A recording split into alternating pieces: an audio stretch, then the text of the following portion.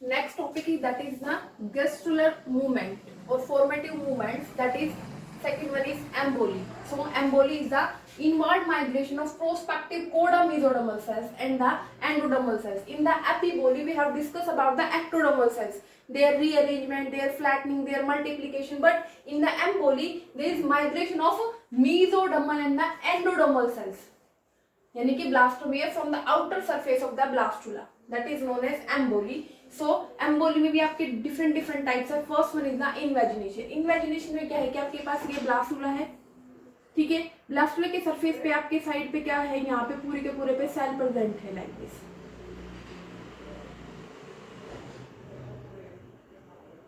तो क्या होगा, यहाँ से इनवर्ड मूवमेंट, अंदर की तरफ जो मूवमेंट होना स्टार्ट होगा, ठीक है, उसको क्या बोलते हैं, इनवेजिनेशन. सिंकिंग, यहाँ से सिंक करना, अंदर की तरफ धस जाना. और इनफोल्डिंग, अंदर की तरफ फोल्ड हो जाना लाइक दिस.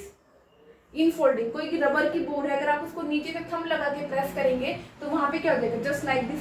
वहां पे आपको सीन होगा अरेंजमेंट, ठीक है. तो infolding of layer of cells to form a cavity, that is known as archenteron. तो साइड्स में क्या सेल्स है, यहाँ पे मेसोडर्मल और एंडोडर्मल सेल्स है, उनका इनवर्ड मूवमेंट, ठीक है भाई, उनकी सिंकिंग और infolding, that is known as invagination. ये मेनली आपके एम्फीबियंस के अंदर होता है, ठीक है. एसिडियंस के अंदर है, एम्फीबियंस के अंदर हम इसको स्टडी करते हैं.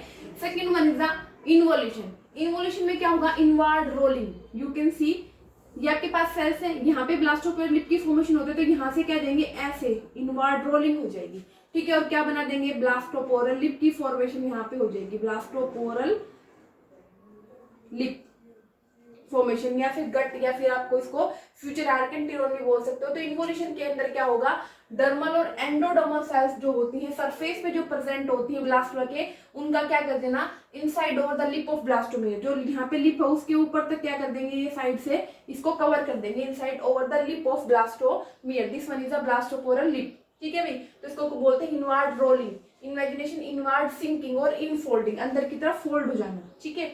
Next one is convergence. Convergence के केसेस में मेनली क्या होता है कि आपके पास ये सेल्स है, ठीक है, यहाँ पे ऐसे सेल्स प्रेजेंट हैं लाइक दिस, ठीक है. तो क्या हो जाना, इनका कन्वर्ज होना ना एक सिंगल पॉइंट पे, क्या कहता है, actual migration of cell from outer surface. ये सेल्स आपके आउटर सरफेस पे प्रेजेंट है, ठीक है, of blastula to inside the archenteron. ये आपकी आर्केंटिरोन है, तो इसके अंदर इनका मूवमेंट हो जाना लाइक दिस. ये आपकी यहाँ से मूवमेंट होगा इनका, तो यहाँ पे आपकी प्रेजेंट हो जाएंगी, ये ऐसे मूवमेंट करेंगी लाइक दिस, ठीक है.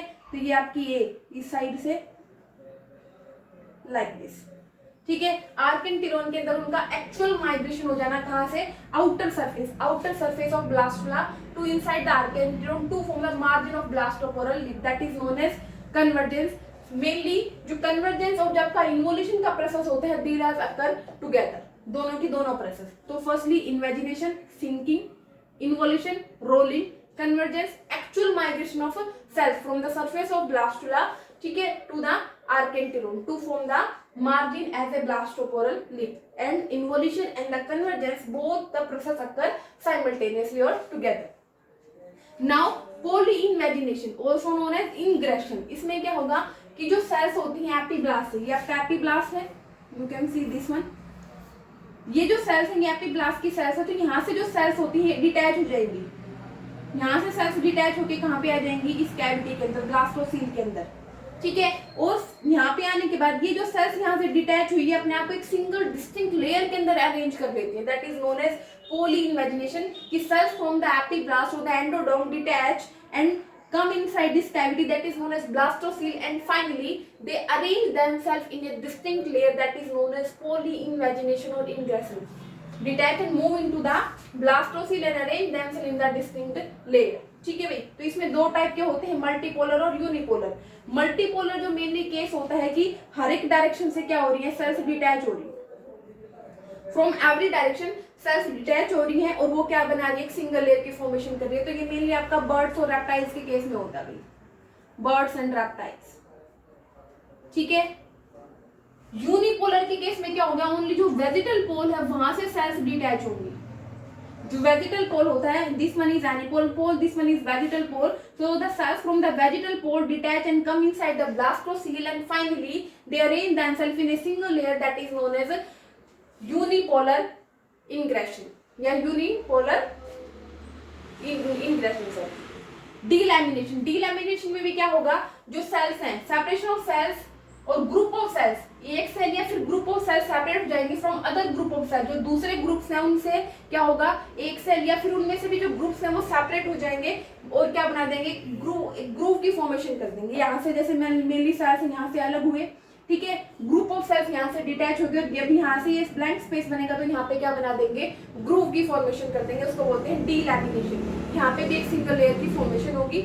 इसमें होता है सेल प्रोलिफरेशन। डीलैमिनेशन के अंदर होगा cell proliferation, increase in the number of cells, ठीक है, जो नंबर ऑफ सेल्स है वो क्या कर लेंगे, इंक्रीज कर देंगे, वो होता है सेल प्रोलिफरेशन की सेल का नंबर इंक्रीज हो गया। कंक्रीसेंस में क्या होता है कि जो सेल्स है एपिबोली की वजह से, ठीक है, जो ब्लास्टोपोरल लिक है वो क्लोज आ जाएंगे और उसकी वजह से क्या होगा, वो फ्यूज करके एक सेल मास बना देंगे, उसको बोलते हैं कंक्रीसेंस, ठीक है। कंक्रीसेंस इसमें इस टाइप का अरेंजमेंट कुछ होगा कि यहाँ से जो सेल्स है वो डिटैच हो गई थी और यहाँ पे वो फ्यूज करके एक मास की फॉर्मेशन कर देंगे, दैट इज कंक्रीसेंस।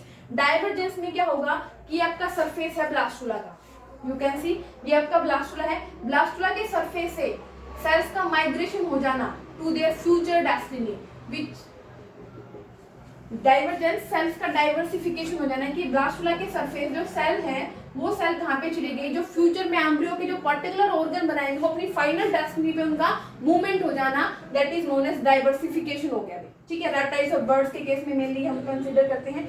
एक्सटेंशन के अंदर क्या होता है, कंप्लीट गैस्ट्रुलर जो मूवमेंट्स होते हैं वो क्या होता है, एक्सटेंशन बन के कंप्लीट जो गैस्ट्रुला बनता है उसके अंदर जो इलोंगेशन की प्रोसेस होती है दैट इज एक्सटेंशन, ठीक है। सेल ट्रांसफॉर्मेशन भी होता है कि कंप्लीट जो सेल है वो ट्रांसफॉर्मेशन होता है उसके अंदर, ठीक है। तो मेनली हम इन्हीं को स्टडी करते हैं आपके एम्बोली में, invagination, involution, convergence, sinking, rolling, actual migration, cell का डिटैच होके कहाँ पे आ जाना, एपीब्लास्ट से ब्लास्टोसील के अंदर और सेपरेट लेयर में अपने आप को अरेंज कर लेना। Delamination, separate of a single layer, यहाँ पे सिंगल लेयर हो रहा है, यहाँ पे ग्रुप ऑफ सेल्स डिटैच होके ग्रुप की फॉर्मेशन कर देते हैं, that is delamination. Cell proliferation, increase in number, concrescence, fuse होके एक मास की फॉर्मेशन करना, डाइवर्जेंस, अलग अलग एरिया के अंदर अपने आप को डाइवर्सिफाई करना, बर्ड्स और एनिमल्स के केस में, ठीक है। और ये आपका एक्सटेंशन, एक कंप्लीट गैस्ट्रुला के अंदर एक्सटेंड हो जाना, that is extension. So this one is about the second morphogenetic effect, that is emboli. Thank you.